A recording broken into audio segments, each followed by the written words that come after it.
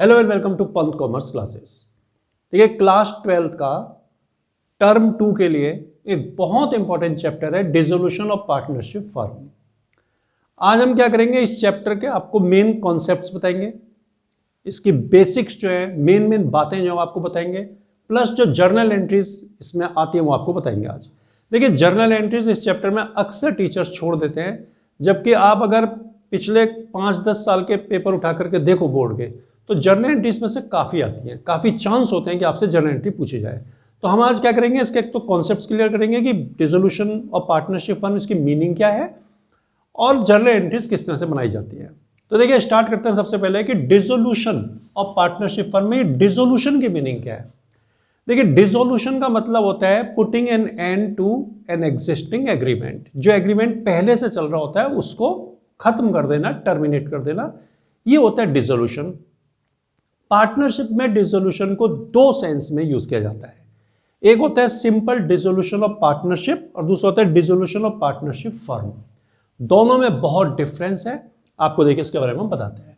Dissolution क्या, पहले तो थोड़ा सा लिखा हुआ आपने देखिए, dissolution means bringing an end to old agreement. पुराने एग्रीमेंट को खत्म कर देना डिसोल्यूशन होता है। In accounting it can be used in two ways, दो तरह से यूज होता है, dissolution of partnership, dissolution of partnership firm. अब देखिए इन दोनों में क्या डिफरेंस है। डिसोल्यूशन ऑफ पार्टनरशिप का मतलब होता है कि पार्टनरशिप की कोई टर्म्स एंड कंडीशंस चेंज हो जाना, ठीक है, कोई पुरानी टर्म है, कोई कंडीशन है, उसको चेंज कर देना, लेकिन पार्टनरशिप कंटिन्यू रहेगी, पार्टनरशिप का बिजनेस चलता रहेगा। जैसे admission of a new partner, देखिए कोई नया पार्टनर एडमिट हुआ तो फिर obviously profit sharing ratio change होंगे, नए कंडीशंस आपको बनानी पड़ेंगे, तो पार्टनरशिप डिसॉल्व हुई, फर्म नहीं हुई डिसॉल्व। रिटायरमेंट हुआ, कोई पार्टनर चला गया तो वो अपना शेयर छोड़ के गया, तो फिर आपको दोबारा से रेशियो वगैरह कैलकुलेट करने होंगे, तो कई कंडीशंस चेंज होंगी। तो एडमिशन में, रिटायरमेंट में, या आपस में ही पार्टनर ने, एग्जिस्टिंग पार्टनर ने अपना PSR चेंज कर लिया, तो उन सभी कंडीशंस में पार्टनरशिप की टर्म्स एंड कंडीशंस चेंज होती है, यानी कि पुराना एग्रीमेंट खत्म हो जाता है और फिर एक नया एग्रीमेंट बनता है, उसके हिसाब से फर्म चलती है, लेकिन बिजनेस कंटिन्यू रहता है। लेकिन डिसोल्यूशन ऑफ पार्टनरशिप का मतलब होता है कि डिसोल्यूशन ऑफ पार्टनरशिप फर्म, इसकी मीनिंग है कि बिजनेस ही खत्म हो गया, यानी कि आपका एग्रीमेंट भी खत्म हो गया और आपकी फर्म भी बंद हो गई, ठीक है। तो dissolution of partnership firm means business बंद कर दिया आपने। जितनी भी एसेट्स हैं, all assets are sold off and liabilities are paid.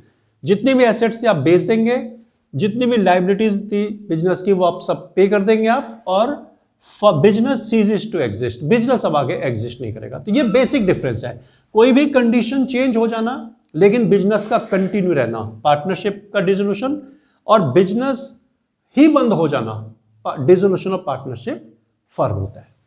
इसमें जो आप बेसिक जो मेन अकाउंट है वो क्या बनेंगे, देखिए इसमें accounts to be prepared are realisation account. एक अकाउंट बनता है जिसको बोलते हैं रियलाइजेशन अकाउंट, इसको आप कंफ्यूज मत करना रिवैल्यूएशन अकाउंट से। रिवैल्यूएशन अकाउंट का मतलब है एसेट्स को रीवैल्यू, यानी कि दोबारा से वैल्यू करना, ठीक है, जो एसेट में या लायबिलिटी में वैल्यू कम हो गई या ज्यादा होगी उसको रिकॉर्ड करना। लेकिन रियलाइजेशन का मतलब होता है कि जो एसेट्स है उनको बेच देना और उनसे पैसा आपने रिसीव किया और उस पैसे से आपने अपनी लायबिलिटीज को पे कर दिया। तो रियलाइजेशन अकाउंट नॉमिनल नेचर का अकाउंट है, इसमें आपको पता चलेगा कि आपको रियलाइजेशन से, यानी कि एसेट्स को बेचने से और लायबिलिटी को पे करने से क्या प्रॉफिट हुआ या क्या लॉस हुआ। एक इसमें बनेगा पार्टनर्स कैपिटल अकाउंट या फिर current account. Partner capital account या तो वही बनाना, अगर करंट अकाउंट दिया तो आपको दोनों ही बनाने पड़ेंगे। आप पहले सारे ट्रांजेक्शन करंट अकाउंट में करना, फिर उसको क्लोज करके कैपिटल में ट्रांसफर कर देना। पार्टनर्स लोन अकाउंट, अगर पार्टनर्स का लोन अकाउंट दिया हुआ है, पार्टनर्स के लोन अकाउंट अगर आपको दिए हैं किसी भी एक का या ज्यादा का, तो आप पार्टनर्स लोन अकाउंट भी प्रिपेयर कर लेना। और लास्ट आपका बनता है कैश या बैंक अकाउंट। अगर आपको कैश का बैलेंस दिया है तो कैश अकाउंट, और बैंक का बैलेंस दिया है तो बैंक अकाउंट आप बनाएं। और ये अकाउंट आपका इस बात का प्रूफ भी होगा एग्जाम में कि आपने क्वेश्चन सही किया कि नहीं। अगर ये आपने सारी चीजें सही कर दी हैं तो ये अकाउंट की दोनों साइड आपकी मैच हो जाएगी, मिल जाएगी। तो ये मेन अकाउंट इसमें बनेंगे। तो अब हम स्टार्ट करेंगे एंट्रीज करने से, कि एंट्रीज किस तरह से बनाई जाती हैं, उसको बनाने में क्या क्या ध्यान रखना पड़ता है। देखिए जर्नल एंट्री जब हम करेंगे तो जैसे मैंने पहले आपको बताया कि अकाउंट खोलना पड़ेगा रियलाइजेशन अकाउंट, जिसमें सारी एसेट्स और लायबिलिटीज को ट्रांसफर कर दिया जाता है और उनके बैलेंसेस क्लोज कर दिए जाते हैं, फिर वहीं से उनको सेल ऑफ किया जाता है। तो देखिए कैसे होता है।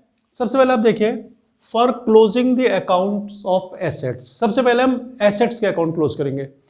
तो एसेट्स जो होती हैं वो डेबिट बैलेंस होते हैं एसेट्स के, तो उनको क्लोज करना है तो आपको क्रेडिट करना पड़ेगा। तो आप क्या करेंगे, रियलाइजेशन अकाउंट डेबिट करेंगे और एसेट को क्रेडिट कर देंगे। तो for closing the account of assets, realisation account debit to sundry assets account. जितनी भी एसेट्स हैं उसमें ट्रांसफर हो जाएंगी। लेकिन आपको ध्यान क्या रखना पड़ेगा, देखिए ये जरूरी है कि only those assets that can be sold for cash और ट्रांसफर टू रियलाइजेशन अकाउंट। यानी कि केवल वही एसेट जो कैश में कन्वर्ट होंगी या कैश में सेल हो सकती हैं, उनको ही ट्रांसफर किया जाता है रियलाइजेशन अकाउंट में। इसका मतलब ये हुआ कि cash and bank balance are not return in it. Asset side में तो कैश का या बैंक का बैलेंस भी दिया होगा, लेकिन वो तो खुद ही कैश और बैंक का बैलेंस अपने आप ही कैश का बैलेंस है, तो उसको रियलाइजेशन में लिखने की जरूरत नहीं है। उसका अकाउंट बनेगा, वहां लिख देंगे उसको। फिर provision on assets, for example provision for bad डेप्ट हो सकता है। ऐसा कोई प्रोविजन अगर किसी एसेट पे बना है, एसेट जैसे जनरली डेटर्स पर तो हमेशा ही रहेगा, डेप्रिसिएशन पर भी का हो सकता है किसी एसेट पर, तो उनको भी नहीं लिखते रियलाइजेशन के डेबिट साइड में, क्योंकि वो क्रेडिट बैलेंस होता है, तो उनको आपको ट्रांसफर करना पड़ेगा क्रेडिट साइड में। यानी कि प्रोविजंस डेबिट टू रियलाइजेशन होगा। तो प्रोविजन ऑन एसेट्स यानी प्रोविजन फॉर बैड डेप्ट etcetera are not debited to it, it is credited to realisation account. इनको रियलाइजेशन अकाउंट के क्रेडिट साइड में लिखते हैं। यानी कि डेटर 22,000 है सपोज, और 2,000 का उनके अगेंस्ट प्रोविजन है, तो आप डेबिट साइड में रिलेशन के लिखेंगे टू डेटर्स 22,000, यानी कि ग्रॉस वैल्यू ऑफ डेटर, और जो 2,000 प्रोविजन अमाउंट है वो आप क्रेडिट साइड में लिख देंगे। ठीक है। Next, debit balance of profit and loss account, advertisement suspense account etcetera are debited to partners capital account. अगर एसेट साइड में आपको प्रॉफिट एंड लॉस का बैलेंस दे रखा है या एडवर्टाइजमेंट सस्पेंस अकाउंट दे रखा है, तो उनको भी आप नहीं लिखेंगे रिलेशन में, और उनको आप कहां लिखेंगे, पार्टनर्स के कैपिटल अकाउंट के डेबिट साइड में उनके प्रॉफिट शेयरिंग रेशियो में लिख देंगे आप। तो ये एसेट से रिलेटेड बात, एंट्री से ज़्यादा जरूरी ये चीज़ है, इनको आपने बहुत अच्छे से ध्यान रखना है। नेक्स्ट है for closing the account of liabilities. अब आप लाइबिलिटीज के अकाउंट क्लोज करिए। लाइबिलिटीज के बैलेंस होते हैं क्रेडिट, उनको क्लोज करना है तो डेबिट करना पड़ेगा। तो एंट्री बनेगी sundry liabilities account debit to realisation account. अब इसमें आपको क्या ध्यान रखना है कि those liability that are to be paid to outsiders are transfer to realisation account. केवल वही लाइबिलिटी रियलाइजेशन अकाउंट में ट्रांसफर होती है जो आपने आउटसाइडर्स को देनी है। यानी कि इसका मतलब क्या हुआ कि capital account balance and current account balance are not transfer to this account. देखिए लाइबिलिटी साइड में तो बैलेंस शीट की आपको पार्टनर्स के कैपिटल अकाउंट भी होंगे, करंट अकाउंट भी दिए होंगे, तो ये तो आपको बताया था मैंने अभी, जो अकाउंट बनाने होते हैं उसमें आपको ये अकाउंट बनाने होता है, तो वहीं पर इनका बैलेंस आएगा, और ये जो है आउटसाइडर नहीं है। तो इनके बैलेंस को, कैपिटल का बैलेंस और करंट अकाउंट का बैलेंस आप नहीं लिखेंगे रिलेशन में, इनको अकाउंट बना करके वहां लिख लेना। Reserves and profits that are free are to be transfer to capital account. ऐसे रिजर्व्स या प्रॉफिट जो फ्री हैं, यानी कि जिनके अगेंस्ट कोई चार्ज नहीं है, उनको आप क्या करेंगे, पार्टनर्स के कैपिटल अकाउंट में क्रेडिट कर देंगे, रियलाइजेशन में नहीं लिखे जाएंगे। देखिए फ्री का मतलब है कि इनके अगेंस्ट कोई लायबिलिटी नहीं है। जैसे इन्वेस्टमेंट फ्लक्चुएशन फंड है या इन्वेस्टमेंट फ्लक्चुएशन रिजर्व है, उसके अगेंस्ट तो इन्वेस्टमेंट होता है, तो वो फ्री नहीं है, ठीक है। लेकिन जनरल रिजर्व है, रिजर्व फंड है, प्रॉफिट एंड लॉस का क्रेडिट बैलेंस है, ये तो सब फ्री होते हैं, इनके अगेंस्ट कोई लायबिलिटी नहीं होती, तो इनको आप ट्रांसफर करेंगे कैपिटल अकाउंट में, ना कि रियलाइजेशन अकाउंट में। नेक्स्ट है partners loan account are not transfer to this account. Partners ने अगर फर्म को लोन दिया हुआ है तो वो भी आउटसाइडर का लोन तो नहीं हुआ, पार्टनर तो इनसाइडर है, पार्टनर तो ओनर होता है बिजनेस के, तो वो आप रियलाइजेशन में नहीं लिखेंगे, उनको आप कहां ले जाएंगे, पार्टनर्स कैपिटल अकाउंट बनाएंगे, वहां लिख देना उसको आप। लेकिन ध्यान रखें कि जैसे ए बी पार्टनर है तो ए और बी का लोन अकाउंट होना चाहिए, मिसेज ए मिसेज बी का होगा तो वो आउटसाइड हो जाएंगे, उनको आप रियलाइजेशन में लिखेंगे। वर्कमैन कंपनसेशन रिजर्व का बैलेंस जो होता है equal to claim account is transfer to this account, balance transfer to partners capital account. देखिए वर्कमैन कंपनसेशन रिजर्व के लिए आप बड़ी अच्छी तरह समझ लें, ये एक इंपॉर्टेंट टॉपिक है, ये अलग से भी एक टॉपिक बनता है इसका।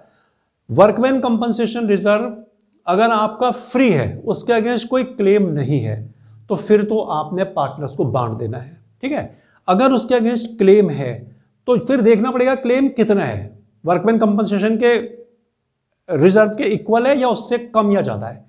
अगर वर्कमैन कंपनसेशन रिजर्व आपका 1 लाख है और उसके अगेंस्ट क्लेम 70,000 है, तो आप वर्कमैन कंपनसेशन रिजर्व का 70,000 ही ट्रांसफर करना रियलाइजेशन अकाउंट में, 30,000 आप डिस्ट्रीब्यूट कर देना। और अगर कोई क्लेम नहीं है तो फिर पूरा डिस्ट्रीब्यूट कर देना। तो ये देखिए इसलिए लिखा हमने WCR यानी workman compensation reserve equal to claim account is transfer to this account, balance credited to partners capital account, बाकी को कैपिटल अकाउंट में ट्रांसफर कर देना। अब आपने ये एसेट लायबिलिटी क्लोज कर दी, उसके सबसे इंपॉर्टेंट एंट्री के अलावा, एंट्री से भी ज्यादा इंपॉर्टेंट ये जो नोट्स हैं इनको आप अच्छी तरह से ध्यान रख लें। फॉर रियलाइजेशन ऑफ एसेट्स, अब एसेट्स को बेचने की बारी आई और लायबिलिटीज को पे करने की बारी आई। तो एसेट्स को जब आप बेचेंगे कैश में तो एंट्री बनेगी cash account debit to realisation account. अब जो भी एंट्री होगी वो रियलाइजेशन के थ्रू होगी, एसेट क्लोज हो चुकी है, उनका नाम नहीं आएगा, इसलिए लिखा मशीन सोल्ड। तो ये मत कर देना कि cash account debit to machine, क्योंकि मशीन तो आप ऑलरेडी क्लोज कर चुके हो। Cash account debit to realisation account. If taken by a partner, अगर किसी पार्टनर ने ले लिया एसेट तो partners capital account debit to realisation account. For payment of liability, liability जब पेमेंट करेंगे तो आप उसको भी रियलाइजेशन के थ्रू करेंगे, क्योंकि लायबिलिटी अकाउंट तो आप ऑलरेडी क्लोज कर चुके हैं। तो इन कैश, अगर आपने कैश में रियलाइज किया है, पेमेंट किया उसका, तो realisation account debit to cash.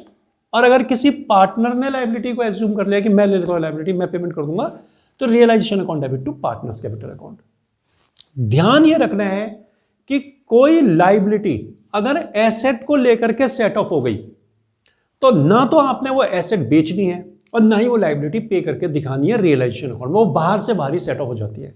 जैसे मान लीजिए स्टॉक है आपके पास 40,000 का और क्रेडिटर्स जो है आपके ये हैं 30,000 के। तो क्रेडिटर्स कह रहे हैं 30,000 के कि आप हमें स्टॉक दे दीजिए 40,000 का in full settlement of our claim. तो आपने एग्री कर ली, बात दे दिया उनको स्टॉक। तो अब आपको ये स्टॉक ना तो बेचना है ना क्रेडिटर को पेमेंट करके आपने दिखाना है। देखिए ये ट्रांसफर तो होंगे, ये नहीं कि इनको ट्रांसफर भी नहीं करना, ट्रांसफर तो आप पहले कर देंगे तो बाद की बात है, तो ट्रांसफर कर देना। लेकिन जब बेचने की बारी आएगी तो स्टॉक को बेचना नहीं है, क्रेडिटर को पेमेंट नहीं करना है। तो ये बात ध्यान रखनी है। If a liability is set off against an asset then that asset and liability both are not considered to be settled through realisation account. ये सब सेटलमेंट जो हो रहा है ये इनके लिए फिर नहीं होगा। अगर कोई लायबिलिटी किसी एसेट से सेट ऑफ होती है तो उस एसेट को और उस लायबिलिटी को शो नहीं करते फिर रियलाइजेशन में कि कैसे पेमेंट किया या क्या हुआ। देखिए एक इसमें एंट्री बनती है रियलाइजेशन एक्सपेंसेस या डिसोल्यूशन एक्सपेंसेस, या इनको वाइंडिंग अप एक्सपेंसेस भी बोलते हैं। इसमें अक्सर स्टूडेंट्स में कंफ्यूजन देखते हैं हम कि काफ़ी कंफ्यूज रहते हैं बच्चे कि किस तरह से इसको ट्रीट करें, लेकिन इसमें कुछ ऐसी खास बात नहीं है। आप इसका अगर बेसिक्स पकड़ लेंगे, एक बार बेसिक को आप समझ लेंगे, इसके लॉजिक को, कॉन्सेप्ट को आप पकड़ लेंगे तो आपको दिक्कत नहीं आएगी। तो देखिए हम बताते हैं आपको कि कैसे करना चाहिए। फॉर एक्सपेंसेस ऑफ डिसोल्यूशन, अगर डिसोल्यूशन का एक्सपेंसेस फर्म ने खुद पे कर दिया तो फिर तो झंझट ही खत्म हो गया, है ना, फिर तो कोई आगे इसमें कुछ परेशानी की बात नहीं है। When paid by firm, realisation account debit to cash account, अगर आप बैंक अकाउंट में आते हो तो टू बैंक अकाउंट। दिक्कत कहां आएगी कि किसी पार्टनर को जिम्मेदारी दे दी गई, तो वहां पर कंफ्यूजन की स्थिति बनती है। तो देखिए पहले तो सिंपल वाला बताता हूं, फिर बताऊंगा उसमें क्या क्या चीजें हो सकती हैं। If a partner agreed to bear realisation expenses for a fixed sum, यानी कि फर्म ने किसी पार्टनर को कहा कि भाई हम आपको 5,000 रुपए देंगे और आप डिसोल्यूशन का सारा काम देखिए और जो भी खर्चा होगा आप ही पे कर देना। पार्टनर एग्री हो गया तो आप क्या करेंगे, realisation account debit to partners capital account, ये एंट्री जाएगी यानी पार्टनर के कैपिटल अकाउंट में ट्रांसफर हो जाएंगे। तो ये तो सिंपल है कि पार्टनर ने रिस्पॉन्सिबिलिटी ले ली कि आप मुझे इतना पैसा दो, मैं सारे डिसोल्यूशन भी करूंगा और सारे एक्सपेंसेस भी पे करूंगा। तो realisation debit to partners capital account. अब बाद में क्या होगा, बाद में later on these expenses are paid by partner, बाद में जब एक्चुअली पेमेंट करने का टाइम आएगा और पार्टनर ने खुद ही पे कर दिया एक्सपेंसेस तो नो एंट्री, क्योंकि उसने तो रिस्पॉन्सिबिलिटी ले ही रखी है कि मैं डिसोल्यूशन देखूंगा भी और एक्सपेंसेस सारे पे कर दूंगा फॉर ए फिक्स्ड सम, तो उसकी आप एंट्री कर चुके थे रियलाइजेशन डेबिट टू पार्टनर। लेकिन अब जब वो एक्चुअल एक्सपेंसेस खुद पे करेगा तो आपको कोई एंट्री करने की जरूरत नहीं है। लेकिन अगर उसने ये रिस्पॉन्सिबिलिटी ली और फिर भी फर्म को ही वो एक्सपेंसेस पे करने पड़ गए तो फिर एंट्री करनी पड़ेगी। देखिए later on these expenses are paid by firm on partners pay आप then partners capital account debit to cash account, फिर ये रियलाइजेशन में नहीं जाएगा, रियलाइजेशन में तो चला गया जितना आपने तय किया था, उसके बाद ये पार्टनर की कैपिटल अकाउंट में डेबिट किया जाएगा। ठीक है, फर्म कहेगा हम दे तो देते हैं लेकिन हम आपकी कैपिटल कम कर देंगे, तो partners capital account debit to cash account. तो एक तो ये ध्यान रखना है आपको। दूसरा आपको ध्यान रखना है कि कई बार क्वेश्चन में लिखा होता है कि पार्टनर को डिसोल्यूशन की सर्विसेज के बदले में फर्म ने 5,000 या 6,000 रुपीज दिए, तो उस केस में पार्टनर को डिसोल्यूशन के एक्सपेंसेस पे करने की रिस्पॉन्सिबिलिटी नहीं आती उसके ऊपर, वो फिर फर्म को देने पड़ेंगे। तो देखिए, if a part fixed sum is given to a partner for realisation in payment of his services, then he is not responsible to pay realisation expenses.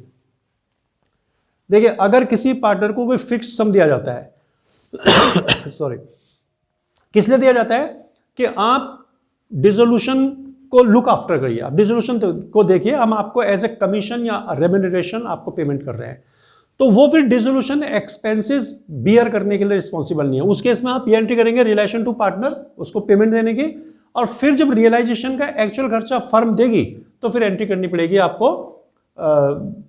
अलग से relation account debit to cash account, यानी कि ये entry दोबारा बनानी पड़ेगी आपको। एक तो ये बनानी पड़ेगी relation to cash, relation to partner.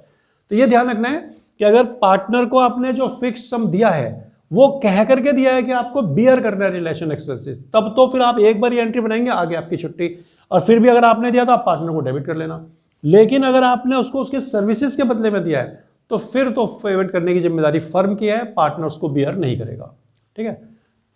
Payment of partners loan, अब पार्टनर के लोन का पेमेंट कैसे होगा, तो उसमें आपको ध्यान रखना है कि अगर जितना अमाउंट का लोन है उतना ही दे देगा फिर तो सिंपल हो गया, सिंपल आप कर देना partners loan account debit to cash account. लेकिन जितना लोन अगर आपने उससे कम दिया तो फर्म को हो गया फायदा, तो realisation account debit to cash account to realisation, यानी कि paid less than the actual amount, अगर आपने कम अमाउंट दिया तो ये रियलाइजेशन के क्रेडिट में जाएगा। लेकिन अगर आपने उसको ज्यादा दिया है 10,000 के बदले आपने 11,000 दे दिया तो partners loan account debit 10, realisation debit 1 to cash account 11,000, फिर ये डेबिट में आ जाएगा। उसके बाद रियलाइजेशन अकाउंट को क्लोज करते हैं। क्लोज करने में अगर आपको प्रॉफिट हो रहा है तो partners capital account debit to realisation account entry बनेगी, और अगर लॉस हो रहा है तो बनेगी पार्टनर्स कैपिटल टू रियलाइजेशन, और प्रॉफिट हो रहा है तो realisation account debit to partners capital account. तो ये एंट्रीज आप देख लें, इसमें जो कॉन्सेप्ट्स आपको बताए गए उनको अच्छी तरह समझ लें, तो फिर आपको कोई दिक्कत नहीं रहेगी। अब नेक्स्ट वीडियो में हम आपको इसके न्यूमेरिकल प्रॉब्लम करके दिखाएंगे। एक बार ये इसको अच्छी तरह से आप देख लें, और जर्नल एंट्री करने के लिए भी बहुत इसमें अच्छे चांसेस हैं, काफ़ी ब्राइट चांसेस हैं कि जर्नल एंट्री भी आपसे पूछी जा सकती है, तो उसको कम ना आके और ज़रूर प्रैक्टिस करें। कोई भी आपकी क्वेरी हो तो आप कमेंट बॉक्स में आके पूछ सकते हैं, और चैनल को लाइक और सब्सक्राइब जरूर कर दें।